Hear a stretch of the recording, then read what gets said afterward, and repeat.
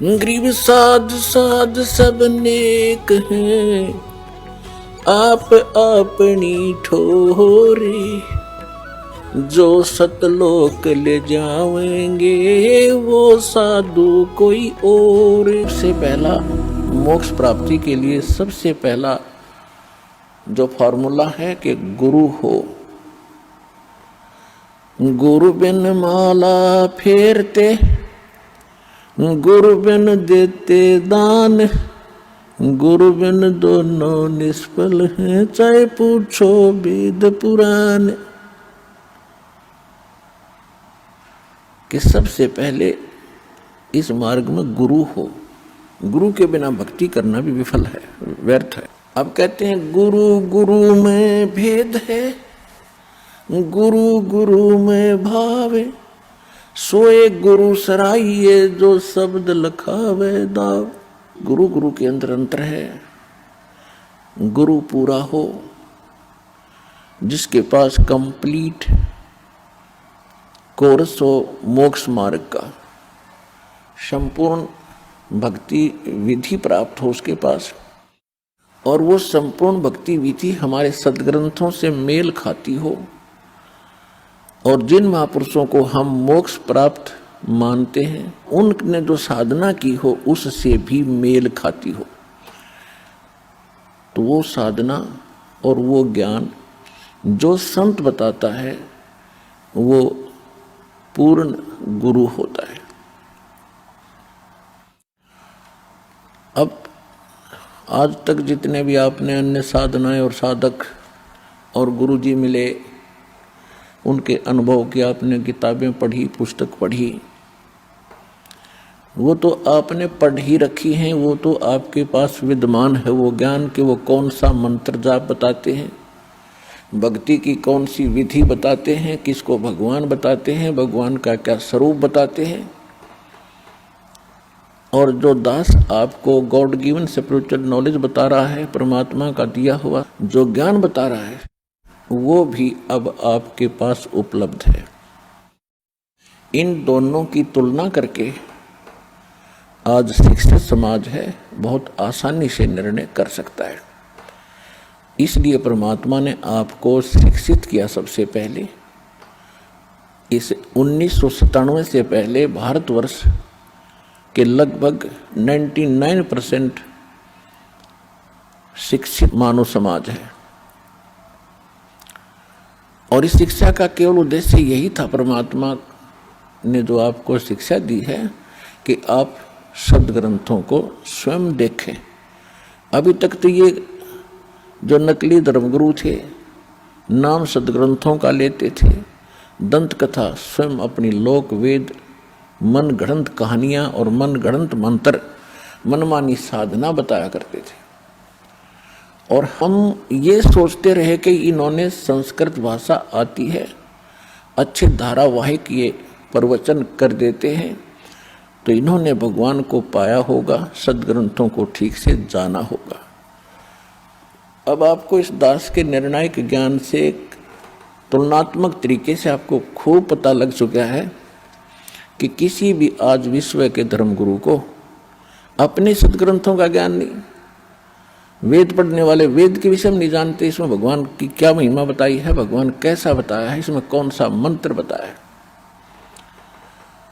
श्रीमद् भगवत गीता को श्रोधार्य करने वालों को श्रीमद् भगवत गीता का ज्ञान नहीं कि इसमें क्या भगवान की सतिथि बताई है, परमात्मा कौन है और जाप कौन सा बताया।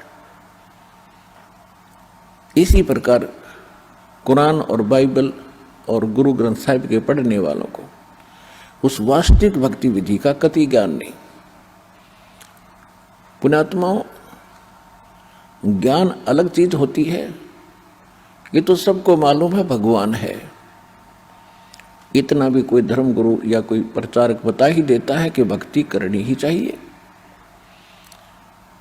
क्योंकि मनुष्य जीवन बड़ी मुश्किल से मिलता है, बिल्कुल ठीक है। लेकिन इसकी सफलता कैसे हो? जैसे किसी को कोई रोग है, किसी ने बता दिया कि तुझे ये रोग है, अब जिसको रोग है उसको पता लग गया कि हाँ ये रोग है मुझे, तो उस रोग का उपचार नहीं मिला, विधि उसकी औषधि ठीक ना मिली, तो उस ज्ञान से क्या लाभ हुआ? तो रोग कटेगा औषधि से। तो वो जो जन्म और मरण का जो रोग अपने को लगा है, ये सबसे भयंकर बीमारी है। और ये ना ब्रह्मा जी की कटरी, ना विष्णु जी की कटी, ना शिव जी की अब तक समाप्त हुआ। तो अन्य का होगा कैसे? क्योंकि हम उनको सुप्रीम पावर और सुप्रीम गॉड मानते थे। तो वो कंप्लीट कोर्स इस दास रामपाल दास के पास है, सतलोक आश्रम बरवाला जिला हिसार। विश्व में किसी के पास नहीं है। ये आपको तो आज समझ में आ जा तो सौभाग्य आपका, और जितना देर से समझ में आओगी इस गए वक्त को घना पछताया करोगे। ये सत्कर मान लेना। तो सबसे पहले हमने गुरु बनाना होता है, और गुरु पूरा हो। जैसे श्रीमद् भगवत गीता अध्याय नंबर 7 के श्लोक नंबर 12 से लेकर 15 तक एक निर्णायक ज्ञान दिया है कि अर्जुन, इन तीनों गुणों से, रजगुण ब्रह्मा जी, सतगुण विष्णु जी, तमगुण शिव जी, इनके द्वारा जो भी प्रक्रिया इस लोक में हो रही है, रजगुण ब्रह्मा जी से उत्पत्ति, सतगुण विष्णु जी के प्रभाव से यहाँ आपस में मोह ममता लगाव, और भगवान शंकर हमें मार ही रहा है, इसके तमोगुण, इसके आधार से हम एक दूसरे से झगड़ा ठान लेते हैं और बहुत बड़ी हानियां कर देते हैं। लाखों लोग लड़कर मर जाते हैं, राजा लोग सेनाओं से। तो ये इस तमोगुण का प्रभाव है। इनसे जो कुछ भी हो रहा है इसका मूल कारण मैं हूं। कौन? जो श्रीमद् भगवत गीता का ज्ञान दे रहा है वो कौन है? वो काल है। श्रीमद् भगवत गीता अध्याय नंबर 11 के श्लोक नंबर 32 में स्वयं कहता है कि अर्जुन मैं काल हूं, और सब लोगों का नाश करने के लिए जो सामने खड़े हैं उसके लिए मैं अब प्रवृत्त हुआ हूं। श्री कृष्ण नहीं थे वो, श्री कृष्ण तो पहले विद्वान थे। वो काल है जो ऐसे गुप्त खेल करता है, इसके सब कर्म अलौकिक हैं। श्री कृष्ण में प्रवेश करके वो प्रेत की तरह बोल रहा है, वो काल है।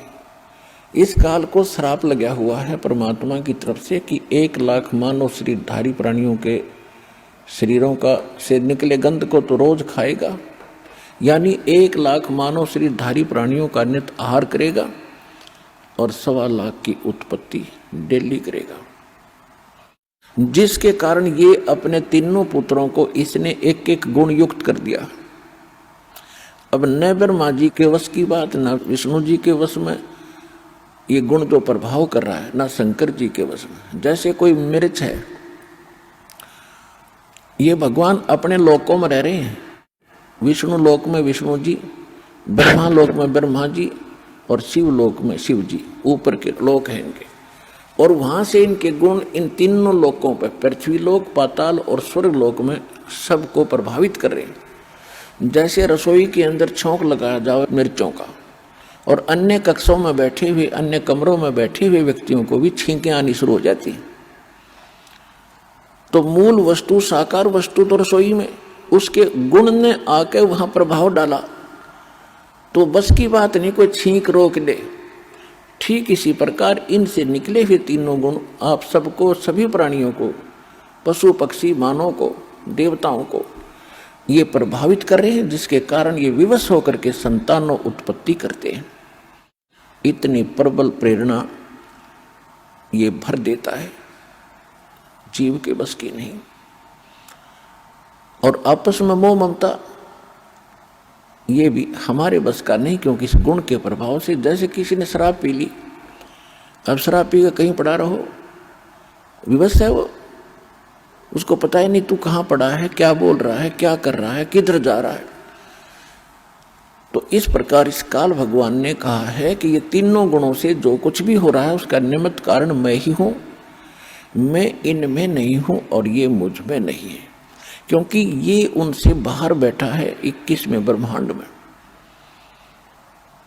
और प्रत्येक ब्रह्मांड के अंतिम छोर पर इसलिए गुप्त स्थान बना रखा है, वहाँ भी रहता है और 21वें ब्रह्मांड के शिखर में भी एक